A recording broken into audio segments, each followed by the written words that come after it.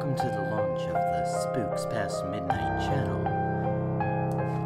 Tonight, we start off with 4 possibly true horror stories from Reddit/NoSleep. Number 1. I was driving through rural New Jersey when I first saw him, a hitchhiker standing by the side of the road, surprisingly well dressed, black suit, slicked black hair, narrow briefcase. Now, I know I shouldn't pick up hitchhikers, but I'm 6'4", 230 pounds, with all kinds of hunting equipment in the back of my truck. It's not like this prissy-ass businessman is going to beat me to death and leave me on the side of the road. Besides, I needed the gas money. "Hey man," I said, pulling over to the side of the road, "I'll give you a lift if you pay me for gas." "Of course," he said, in a polite, almost British accent. He reached for his wallet and pulled out 3 crisp 20 bills. "Is this enough?" I grinned. "That's way more than enough." I greedily snatched the money from him and clicked the locks. "Get in, bud." He climbed in. His blue eyes shifted from the Crumples Wendy's wrapper on the dashboard to the mysterious sticky goo in the middle console. "Sorry, the car's not clean, and I'm going hunting," I said, turning back onto the highway. "Hunting? Interesting," he said, in a strangely enthusiastic tone. "Have you always liked to hunt?" "No. It's the funniest thing. I never thought I'd ever hunt. Love animals. Got 3 dogs at home. But there are so many deer around these parts. When the winter comes, a lot of them starve to death. Not to mention all the car accidents they cause they trailed off. And we fell into an uncomfortable silence. Just hunting for the day then? No, my buddy Matt and I will be out there the whole weekend." He let out a laugh. "The whole weekend? Your wife's a saint for letting me go." "My wife? How did he..." But then my eyes fell on the steering wheel and the silver ring on my finger. "Ah, yeah, Mary's a doll. She's actually pregnant, you know. 5 months with a little girl." He gave me a crooked smile. "A girl, huh?" "Yeah." I could feel him staring at me. Long after we had fallen into silence, it made me feel uncomfortable.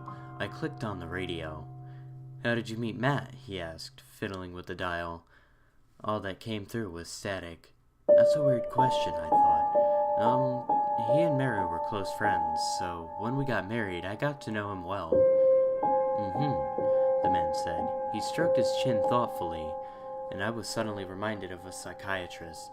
"Are you a psychiatrist?" I blurted out. He laughed. "Definitely not. I work in finance." "What type of finance?" It was my turn to ask the questions now. "Futures," he replied, non-committally. I glanced over at him. A smile was on his lips, and then I noticed his fingers had gravitated from his lap to the briefcase at his feet. My heart began to pound. Click, click. He undid the clasp, and the case creaked open. "What's in your briefcase?" I asked. "Work?" "What kind of..." His long fingers disappeared into the darkness of the case. He was pulling something out. My body began to seize up. The steering wheel felt like ice under my fingers. "I have a lot of hunting equipment back there," I said, "so you better not be..." I stopped. He was only pulling out a sheet of paper. For a few minutes he was quiet, reading the paper, intently and silently, as if life depended on it. Skirch, skirch. His fingers slid over as he traced the text. Then he slipped it back into the case and snapped it shut. What was he reading? I thought, but before I could get the question out, he turned towards me. I could barely see his face in my peripheral vision, but I knew he was staring at me for minutes on end. And then he broke the silence. "Don't go hunting," he said, his blue eyes boring into mine. "What?" Turn the car around. "Go home to Mary." "What?" "She needs you," he paused. "Madeline needs you." I paled. I never told him we were going to name our baby Madeline. "How did you..." "He's going to make it look like an accident," he said, his voice gravelly and halting. "It's just a simple hunting accident. The most punishment he'll endure is his 35 minutes in the police station writing out his statement. But let me off at that diner up ahead. I like their cob salad very much. That's going to kill me. What are you talking about? He turned to me, eyes wide. What are you talking about? About what you just said. All I said is I'd like you to let me off at this diner, please. He pointed to the exit curving off the highway. You're going to miss it if you don't slow down. With a shaking hand, I clicked on my blinker, pulled off the exit into the parking lot. My heart pounded in time with the clicks of the cooling engine. Thank you for the ride, he said, pulling out his briefcase with him. Have a good drive, will you? I couldn't squeak out a reply before the door slammed shut. I didn't believe him, but my nerves were too shot to continue the trip either. I texted Matt that I was sick. I turned around and went home to Mary. Mary was thrilled. Matt was disappointed. A little too disappointed, if you ask me. A month later, after ignoring most of Matt's calls and texts, which became increasingly frequent and desperate, I heard a faint thumping noise at the door. When I flicked on the porch light, there was Matt, hunched over our doorknob, holding a lockpick. We called the police. Since then, life has been great. Just a few months later, our wonderful little Madeline was born. And as soon as we got back from the hospital, on our doorstep was a little teddy bear, a pink bow sold on its head. There wasn't a return address or a card of any kind, but I think I know who it's from. Number 2. If you like true crime, you've probably read or listened to tons of stories about people who have gone missing and have never been found. No traces of them, no clues, no idea what could have happened to them. And you wonder to yourself, why has no one found them? What if I knew what has happened to them? Well, I know what happened to them, and I'm glad I'm safe and alive to tell you what happened to me. It started when I was about 10, and just starting to really understand the world. I was watching the news with my parents, and a story came up about a 2-year-old child, Marie, who was taken from her bedroom in the middle of the night. Her mother was crying on the news, begging for her daughter to be returned to her. At least she's safe and happy, I said indifferently, continuing my puzzle while my parents stared at me. Lily, what do you mean? I sighed, looking up at them. Marie is fine. She's playing with blocks in a pink and purple bedroom and seems to be happy and healthy. They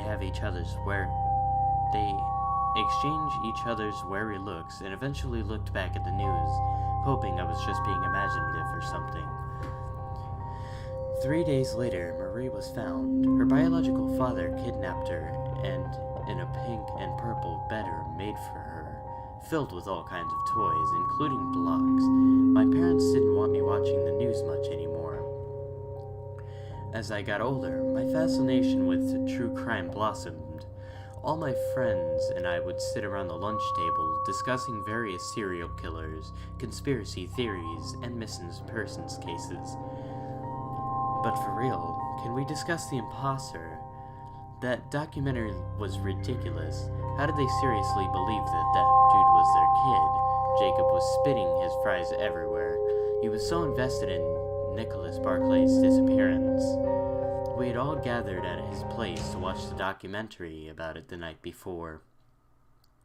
Because they killed Nicholas, so if he shows up alive, they're in the clear, I said, casually biting into my pizza. Jacob shook his head.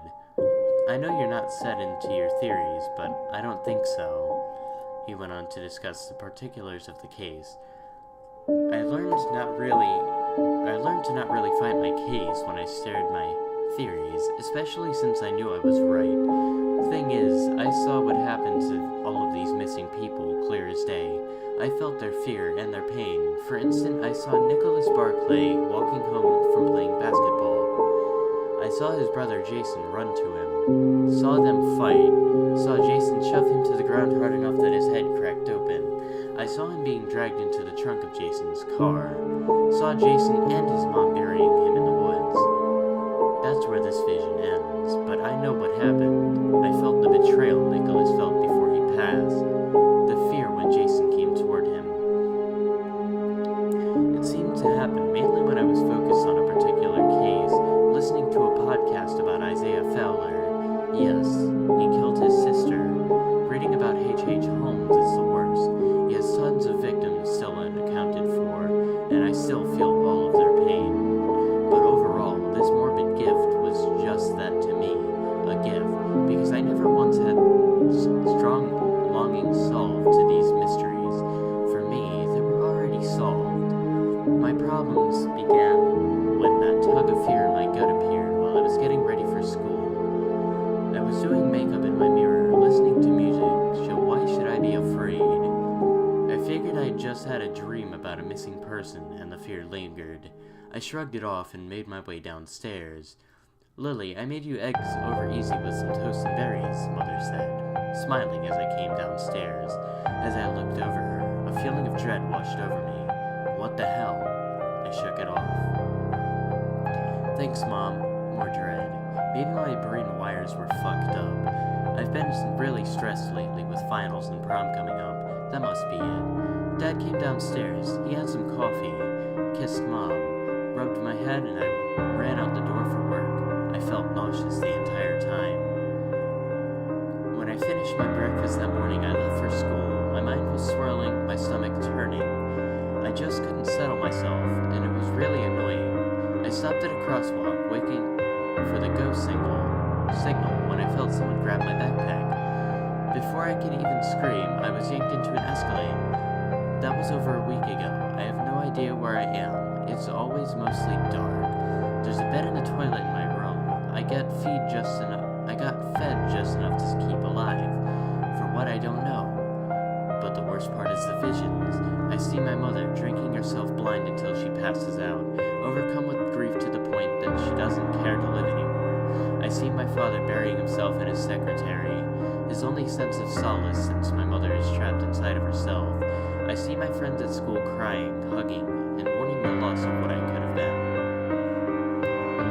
But between those visions, I see myself bloodied and beaten, hanging from shackles in this room. I see myself wasting away, pale and bony, in golden odor. I see men dressed in black, laughing at and kicking me for no reason other than to enjoy it. But the most troubling thing I see is the lines grow deeper and more defined in their faces. I see their bodies grow larger and sag. I see them aging 5, 10, or even 20 years, and I understand that this pain has just begun.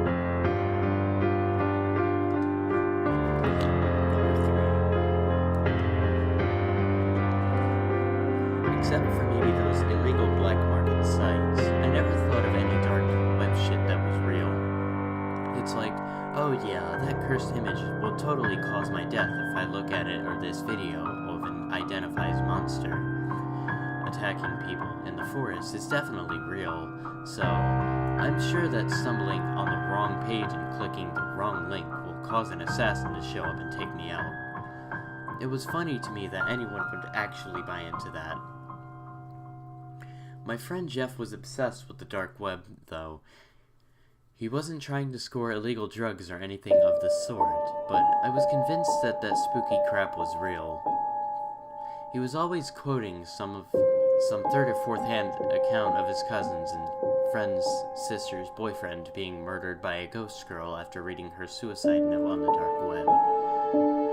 I couldn't help but laugh at how gullible he was to believe those stupid stories, but he was determined to find something that he could prove was authentic. Now, after all the shit I gave him for believing, I'm going to be the one sitting here telling you some far-fetched story and claiming it is true. Jeff went missing a week ago, and I need any help I can find to figure out how to get him back. Let me tell you the story, and maybe someone will know how to help. I got a text from Jeff on Friday last week, asking for me to head over to his place.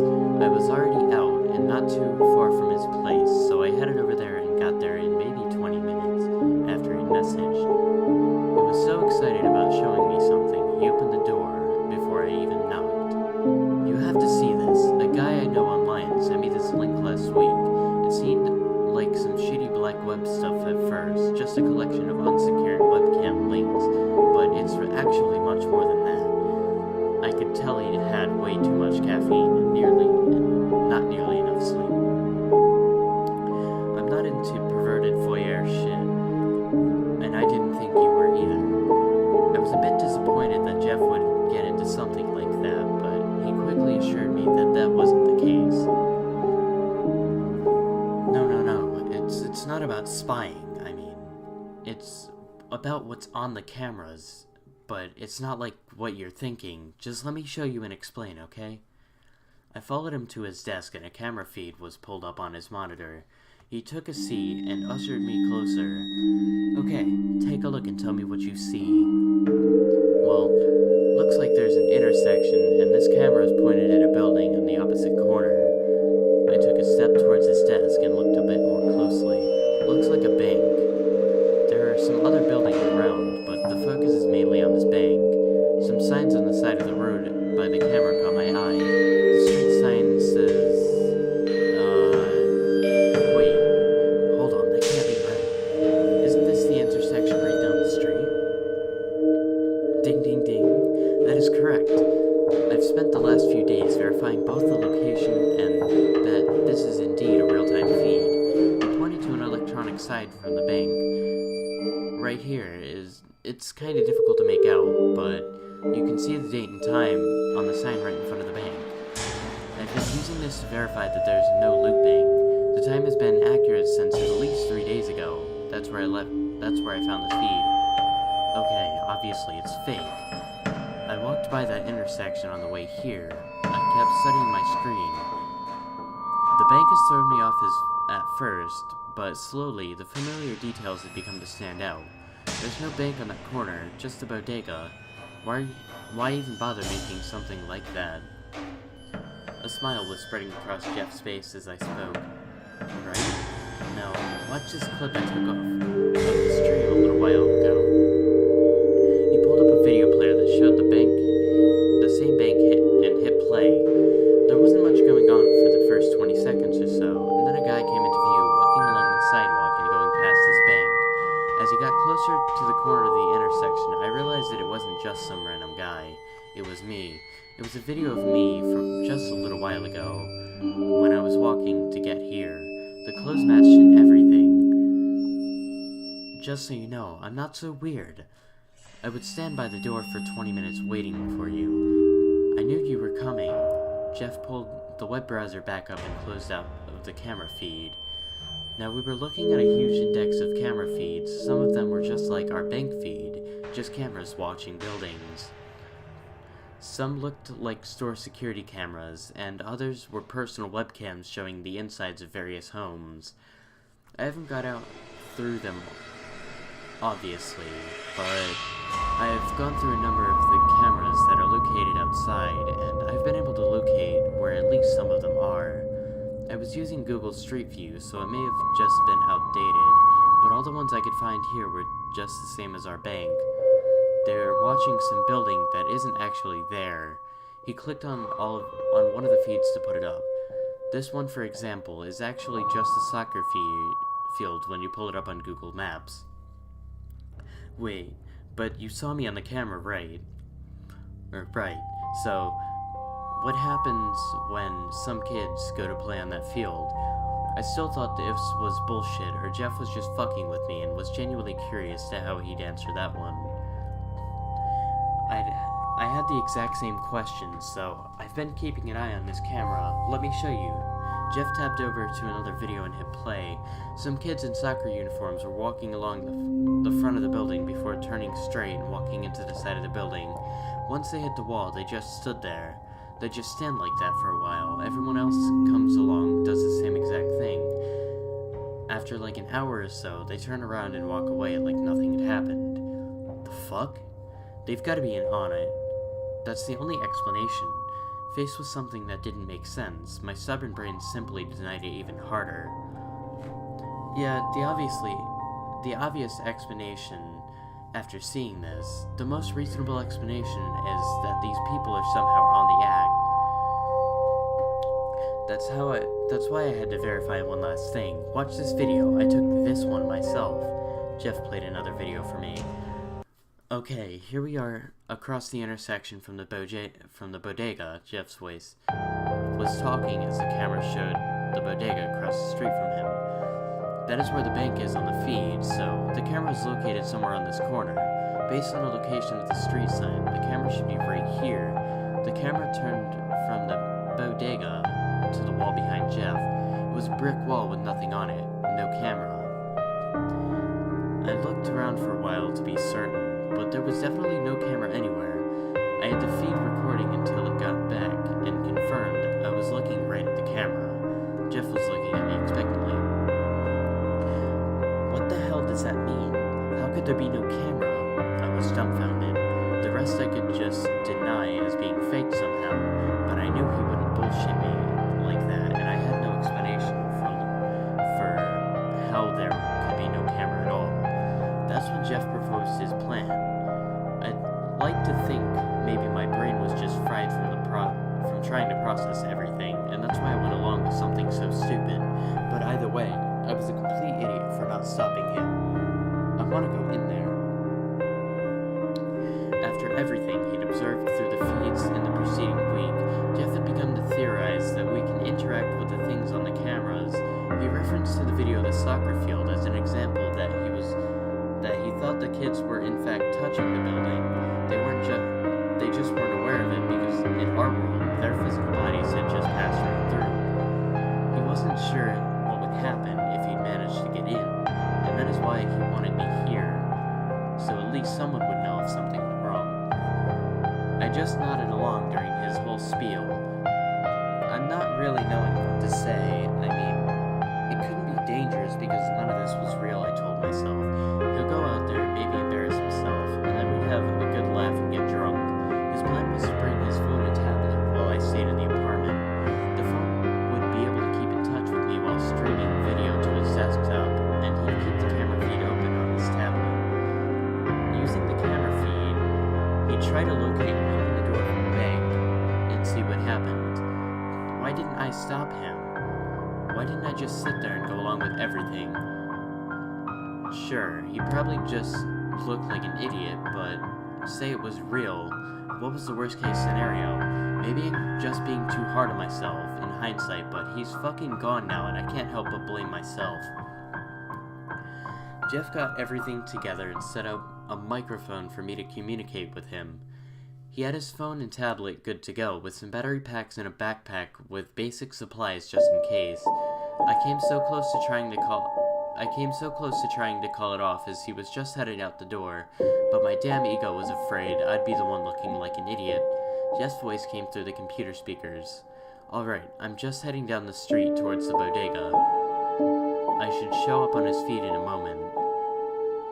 His monitor was split between the camera feed and the stream from his phone, and my eyes were just glued to it. It was only a few minutes between when he'd left and when he'd showed up on screen. Just don't do anything stupid, Jeff. If this is real, you have no idea what you could be messing with. Yeah, I know. Don't worry so much. Based on the feed, I should be standing right in front of the door. He aimed his phone at some empty space in front of the bodega. I could see his hand reaching out. I don't think I'll be able to feel anything. I'll just have to hope I can judge it right. He tried a few times, but nothing seemed to be happening. Maybe I could see a bit better on his monitor than he could on the tablet, but it looked like he was just slightly too far to the right. Another moment, I could have stopped all of this, but instead, I let him know. Try moving a step to the left. It looks like you're a little bit off. Yeah, I think you're right. A few more tries, and I thought maybe he'd give up. It looked like he was either really close to, or was right on it, but it wasn't working. Damn, maybe you're right and it is fake. I swear my hand is right on... Wait. He pointed the camera on his phone directly at his hand that looked to be grasping nothing. He slowly pulled it toward him, and a line of light, as if a door in a dark room was opening to a bright light hallway, appeared. Holy shit. Oh my fucking god. Dude, it's real.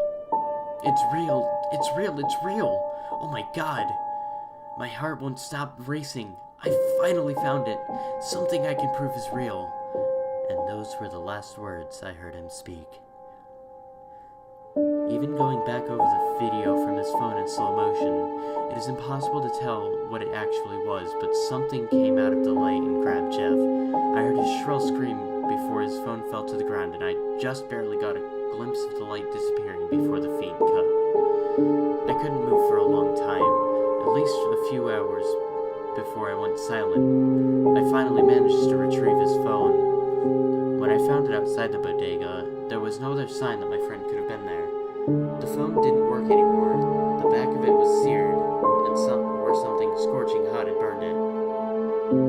I haven't left his apartment since.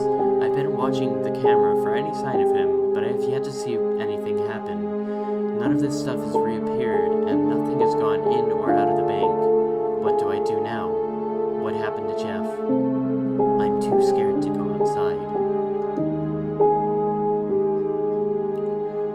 Number 4. Every kid in the neighborhood knows not to go near Peter's Creek. It is the unspoken law of the land, the golden rule that every kid and teenager abides by. The only hang-up us children experience when faced with the universal power of the dare, you just don't go near Peter's Creek. No one is quite sure why we all shy away from the nefarious creek of water and its infamous backstory, but we do nonetheless. People treat the name Peter with an unholy reverence in our neighborhood, usually in hushed tones to avoid being heard saying the name that had reached the standard of taboo. For many times of the bigger teens that is so often held campfires on dark summer nights, the creek is often started a barrage of pansy ghost stories, and the name Peter would often end the barrage hours later. Like I said, it's unnatural the way people's lips begin to quiet down and the conversations die when the simple name of Peter is uttered, because everyone knows that Peter is dead. I may be younger than most of the neighborhood's typical teenagers, but I understand the solemnity of death.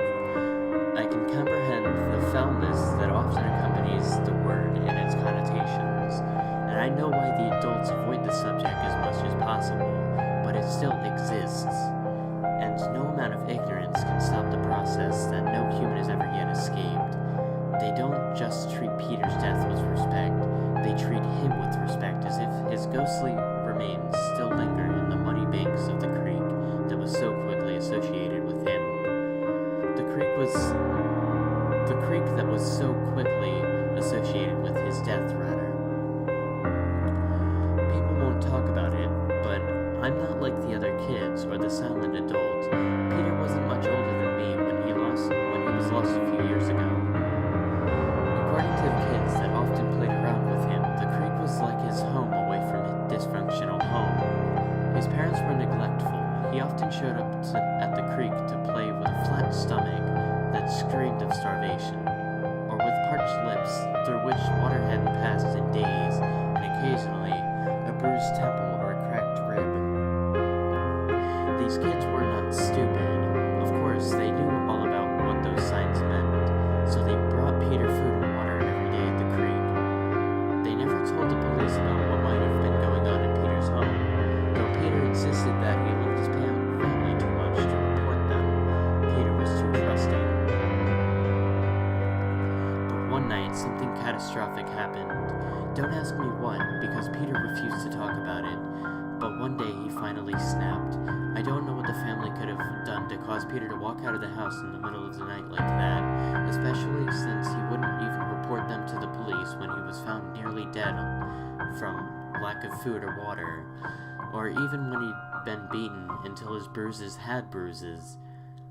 It had to be something very big to cause him to walk out like that. Something unfathomable. But walk out he did, and he spent all of his time from then on at the creek. His friends kept bringing him water and food, insisting that now Peter should speak to someone in the town's authority, but even Peter was too loyal to his folks to rat on them. He was fed up enough to leave the household and never return, but not enough to tell the police.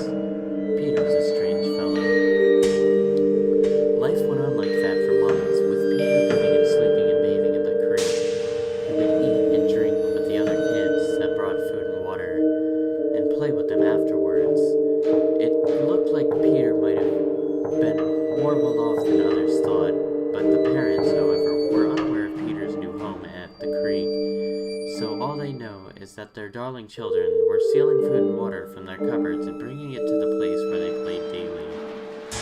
The parents had been too neglectful to even inform their neighbors that Peter was missing. All the kids were unwilling to give up Peter's secret, and as a result, the parents of Peter's friends were entirely disassociated with the whole situation. So they forced their kids to stop bringing food and water to the creek. Just like that, Peter was left alone at the creek without any proper sustainment, and the kids still could not talk. One of Peter's friends was the last to see him on the creek's bank about 3 days later. Peter was clearly dying, the kid says, and barely able to move from his belly to the ground position by the creek. But still, Peter spoke up with a crackling voice through impossibly chapped lips, making the kids swear that he still wouldn't tell anyone about him at the creek. And the kids didn't, not for a whole week. The parents finally heard when the kid could no longer hold in the secret, and everyone immediately rushed down to the creek to find Peter. But they never found him. Some people think that Peter's lifeless corpse was eventually swept away by the creek, but in my opinion, this creek is too shallow and small to carry away an entire person. Some think that his family found the body at the creek, and they just left with him. It is a credible explanation, as his folks moved away not long after the whole incident. As usual, they appeared entirely uncaring of everything, even as they drove away from their abandoned home. Personally, I had my own theories for what happened to Peter. I wanted to find out, so I decided that I would on my own terms. It was past midnight when I left my house to go to Peter's Creek, in a manner of almost reminiscent of how Peter left his home to go to the creek. It was too dark to see much, but the creek is always making a little noise, so it wasn't too hard to find it. As far as I'm concerned, no one had gone to the creek at night since Peter had disappeared there. It seemed like too much a curse to me, but for some it didn't. But I needed to know what happened to Peter. I wasn't sure what I was going to find out, or what I expected, but I felt a strange sort of aura drawing me towards the creek. And so I stepped in, and I thought about Peter and the events that led up to his death, and how there were a million ways that he could have been saved, or that the whole thing could have been prevented. I thought about this poor child and how his family was too bitter and uncaring to even ensure that their own son was still alive or properly fed. I thought about how, through all of it, Peter was entirely loyal to his family, if even too much, to the point where he was on the brink of death. Peter still didn't give his family up. I thought about the unwillingness of his friends to talk, and how the parents didn't just understand until it was too late. I thought about all of these things, and you know what? Peter came to me. Life in the creek had been pretty quiet since. It's been pretty lonely, especially the nights, but I've come to accept that. In fact, I even find peaceful solace when none of the others are around. It's like my own little world, where I control the creek. Peter hasn't visited again since that night, and I don't know if he ever will again, but that's fine. After all, every kid in the neighborhood knows not to venture near my creek.